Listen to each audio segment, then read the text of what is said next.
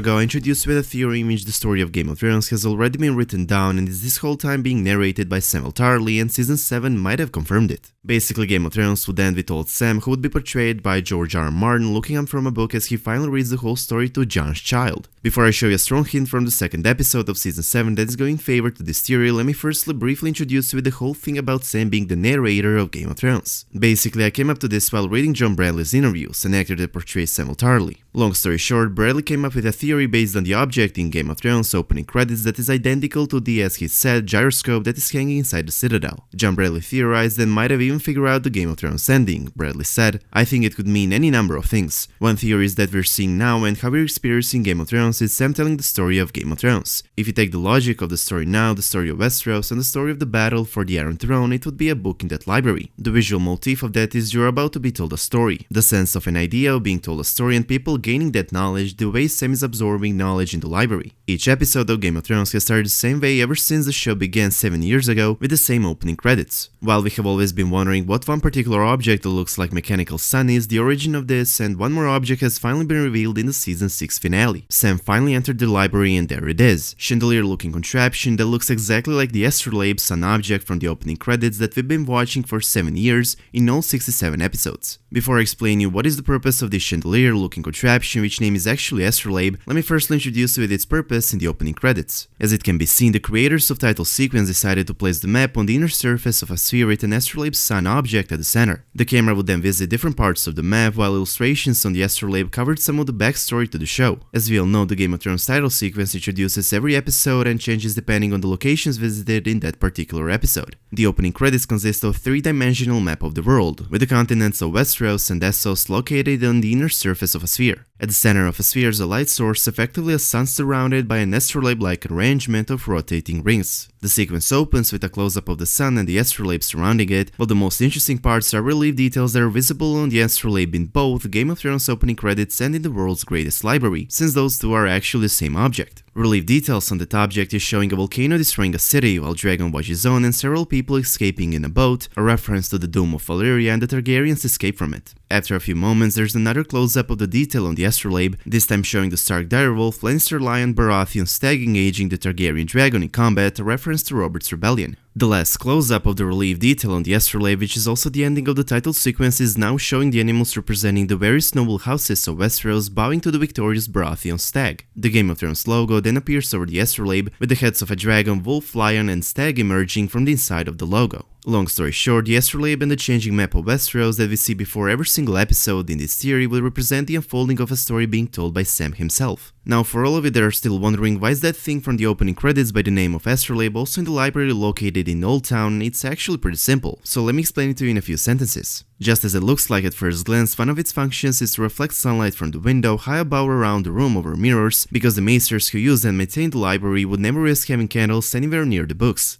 However, the most important function of astrolabe, or more accurately of our Miller sphere, is to locate and predict positions of the stars and planets in order to provide local time and more. This function is of the tremendous importance for the Maesters of the Citadel, as it helps them to determine when the long seasons of Westeros officially begin and end, about which they are informing the castles and cities of the Seven Kingdoms by sending out white ravens to share the news. Anyways, it's also important to highlight that when Sam arrived at the Citadel, he was greeted by a maester who uses a distinctive pair of glasses to read the text in front of him. Those glasses, to be exact, its lenses, we have most probably seen in each episode of Game of Thrones in the opening credits. As we can see in every title sequence, while zooming in on the city of King's Landing and while zooming out of the wall, the map is actually seen through lenses that appears to be just like those glasses. Now let's see how this theory might have been confirmed or at least hinted in Season 7. While Archmaester Ebrose and Sam were gathering books in the Citadel library, Archmaester said a line that seems to be a strong hint for Sam truly being the narrator of Game of Thrones. Epic fantasy novels, A Song of Ice and Fire, which was later adapted into the HBO show Game of Thrones, most certainly does sound more poetic. This marks the biggest hint that Game of Thrones show might actually end with old Sam looking up from a book as he finally reads the whole story. Angus Wold, title designer of Game of Thrones opening credits, explained why is it specifically an astrolabe with moving parts and gave us one more clue that is supporting its theory. He explained, imagine it's in medieval tower and monks are watching over it, and it's a living map and it's shaped like a bowl that's 30 meters in diameter and these guys watch over it. They are caretakers of this map.